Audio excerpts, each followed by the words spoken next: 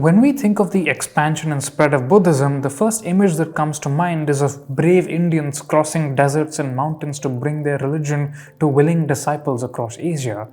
We might imagine them sent out by noble Indian kings, and we might like to imagine that Indian culture was so compelling that it was inevitable that the rest of Asia would adopt elements of it. But neither of these images is borne out by historical evidence. The actual mechanisms by which Buddhism spread involved centuries upon centuries of migration, cultural churn, and religio-political innovation. It's pretty awesome. I'm Anirudh Kanesetti, historian author of Lords of the Deccan. Welcome to Thinking Medieval, where every week we tell you something new about our complex, innovative past.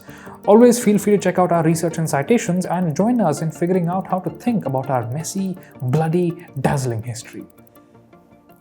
In the 2nd century BCE, about a century after the death of the Mauryan Emperor Ashoka, in fact just decades after the Mauryan Empire itself had collapsed, a merchant commissioned an inscription in Kandahar, published in 2005 by historian Georges Rougemont in Nouvelle Inscription Grecque de l'Asie Centrale. Sorry for my terrible French. Kandahar was a thriving city, and according to his inscription, this merchant had lived a life of risk and reward. His name was Sophaitos, son of Naratos, and he had an extensive Hellenistic education, though his family had fallen on hard times. As a young man, he had cultivated the arts of Apollo the archer and the Muses together with the virtue of wisdom, unquote.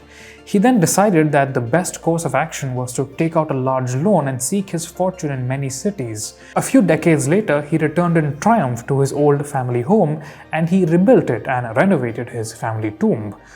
All this might not seem particularly surprising. People of Greek descent had had a significant presence in this region since the conquest of Alexander III of Macedon, sometimes known as Alexander the Great, in circa 330 BCE. Or so you might think, except for the fact that Sophaitos, son of Naratos, is actually a Greek rendering of Subhuti, son of Narada. As Indian as these names sound to us though, Subhuti, Sophaitos, Sophaites was a name that was used by many in this heterogeneous region, including people of Iranian, Greek, and Central Asian descent. Yeah, so aspects of South Asian culture did spread through Central Asia, but as Subhuti illustrates, this was not a one-sided process. The mechanisms through which it occurred were quite complex. From the perspective of the 20th and 21st centuries, we sometimes project our modern political boundaries of India into the distant past, but the world for most of history was a multi-centric and borderless one. Even Subhuti's name wouldn't have been considered specifically Indian. Through the borderlands of South and Central Asia at the time, these were just local names, and allegiances were owed to your local people, not to the distant Gangetic plains. What Subhuti's name and his life revealed to us is that, just like the medieval peoples of this region who we'll see next week, many identities coexisted in the ancient world, and ancient people, being complex like us, could quite seamlessly shift between them. The same logic also applies to Hellenic rulers within the boundaries of the subcontinent. The Indo-Greek king Menander Soter is often considered Buddhist because of the Pali text known as the Milinda Panha, where he is depicted learning from the Buddhist monk Nagasena.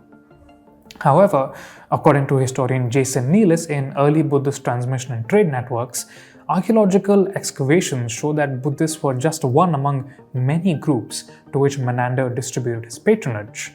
In fact, he's quite an interesting guy. Even though he had Greek origins, he was something like a reverse Subhuti, depicting himself using Indian cultural ideas. For example, he used the wheel symbol on one of his coins to associate himself with the emerging concepts of the Chakravartin, the wheel-turning or universal monarch. But at the same time, Menander also commissioned coins of the goddess Athena, who would have been recognizable to the city dwellers of diverse backgrounds, including Hellenic and local peoples in Central Asia.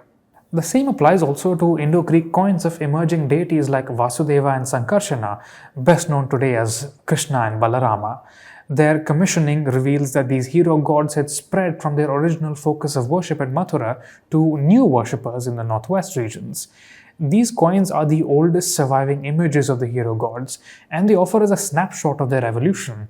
They also prove that the gods were receiving Indo-Greek patronage as well, and that Indo-Greek kings wanted to present themselves to their local audiences as worshippers of Vasudeva and Sankarshana. Throughout history, the Central Asian steppe, like the beating heart of Eurasia, sent out waves of migratory peoples every few centuries. One major wave entered South and West Asia from the 2nd century BCE through the 1st century CE, comprising many groups of peoples including the Scythians, Parthians, and Kushans. This is a parallel to the medieval migratory waves that brought Turks and Mongols into the same regions from the 10th to the 13th century CE, and just decades after Menander issued his coins in the 2nd century BCE, the Indo-Greek kingdom had vanished and was replaced by warlike Central Asians called the Shakas or Indo-Scythians. As Professor Neelis puts it, they controlled territory through a, quote, confederation of regional rulers who established control of major routes connecting Gandhara to Mathura. Two separate but related Shaka families ruled in the Gandhara region of present-day Pakistan as well as the Mathura region of present-day India. For unclear reasons, the Shakas were tremendous patrons of Buddhism as revealed by a lion capital excavated in Mathura in 1869. Covered in Kharoshti inscriptions, it describes gifts made by the Shaka queen Ayasya to establish the worship of a relic near a Sarvastivada Buddhist monastery that was linked to the Mula Sarvastivada, which we talked about in an earlier episode. Ayasya expresses a wish that the merit of the donation should extend to all of Shakastan, by which she means the northwest portion of the subcontinent. In her eyes, this suggests that the region was not considered what we think of as India, but rather a Shaka homeland. And donations like this helped convert the region to Buddhism. The process had already begun when the Indo-Greeks ruled, as we saw earlier, but the stability and the patronage of the Shakas led to the establishment of many more Buddhist and early Shaiva monasteries along the trade routes, encouraging the diffusion of these religions from urban centers to the Kashmir Smast and Swat valleys. Integral to this process were the Odis, a local people who intermarried with the Shakas and who eventually established the Hindu Shahi kingdom many centuries later. More on this next week. The Shakas were tremendously important in shaping South Asian history, and this should be better acknowledged. They inaugurated two dating systems that continued to be used for centuries after, including the Vikrama era and the Shaka era, still used by the Republic of India today, by the way. As Sanskritist Sheldon Pollock notes in The Language of the Gods in the World of Men, it was Shaka rulers who inaugurated the use of Sanskrit in royal eulogies, a trend that later spread far and wide and became one of the main modes of royal self-presentation in the medieval period. I think what all this tells us is that it's kind of silly to reduce history to just a clash of cultures or to think about cultures as inferior and superior. The nature of history is so intertwined. As much as we celebrate India's influence on the world, we should also acknowledge that so much that is Indian was developed through the involvement of peoples who we don't consider Indian today. If you have questions or comments, we'd love to hear them. Follow us everywhere on social media. You can find me on Instagram at Anirbuddha and at Connected Histories and on Twitter at akanisati. We'll see you next week.